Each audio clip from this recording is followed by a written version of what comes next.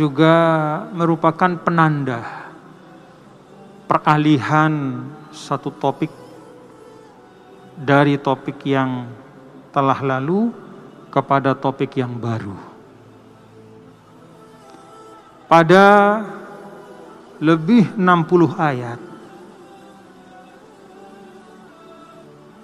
sebelumnya Allah bahas panjang lebar pernak-pernik perjalanan naik turun, ya, dinamika suatu umat, ya, yaitu bangsa Yahudi, baik pada masa Nabi Musa alaihissalam ataupun pada masa Nabi besar Muhammad sallallahu alaihi wasallam.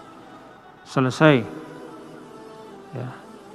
Sekarang masuk pada suatu bagian yang terkait dengan seorang tokoh besar, ya, yang tidak kalah besarnya, bahkan mungkin lebih besar, ya, dari tokoh yang sebelumnya, yaitu Nabi Musa alaihissalam.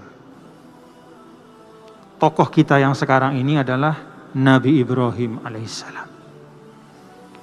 Saya katakan tidak kalah besarnya karena memang, atau bahkan lebih besar karena Nabi Ibrahim ini memang disebut dengan Abul Anbiya. Ya. Kalau dihubungkan dengan Nabi Musa, maka Nabi Musa itu cicit dan enggak tahu lah namanya, sudah sekian generasi setelah Nabi Ibrahim. Jadi kalau kenabian itu seperti pohon, ya, maka Nabi Ibrahim itu tunggaknya. Dia menjadi batang besarnya itu. Lalu ada cabang-cabangnya, ya. Ada cabang-cabang berupa nabi-nabi dari Bani Israel, anak cucu beliau, Ismail, ya, putra beliau. Terus ada anak-anak, terus sampai keluar Nabi besar Muhammad SAW. Ada cabang yang lain namanya Ishak. Nah, dari Ishak ada anak cabang, atau anak lagi namanya Yakub. Dari Yakub Yusuf, terus sampai kepada Nabi Isa alaihissalam. Jadi Nabi Ibrahim itu tunggaknya. Maka dia disebut sebagai Abul Anbiya. Wayahana lekan para nabi dan rasul, gitu kira-kira, ya. Bapak dari semua nabi dan rasul. Nah, ini mulai dibahas, ya. Ada bahasannya di dalam ayat ini dan beberapa ayat setelahnya, ya. Ini orang-orang hebat semua.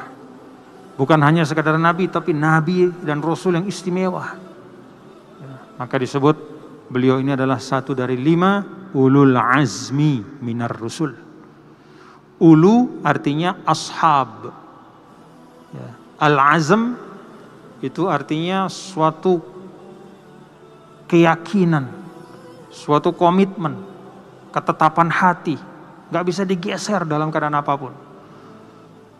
Di situ ada 5 orang kalau kata sebagian ulama, ya, jumhur ulama, yaitu pertama Nabi Ibrahim, yang pertama Nabi Nuh, yang kedua Nabi Ibrahim, yang ketiga Nabi Musa, yang keempat Nabi Isa, dan yang kelima Nabi kita, Nabi besar Muhammad sallallahu alaihi wasallam.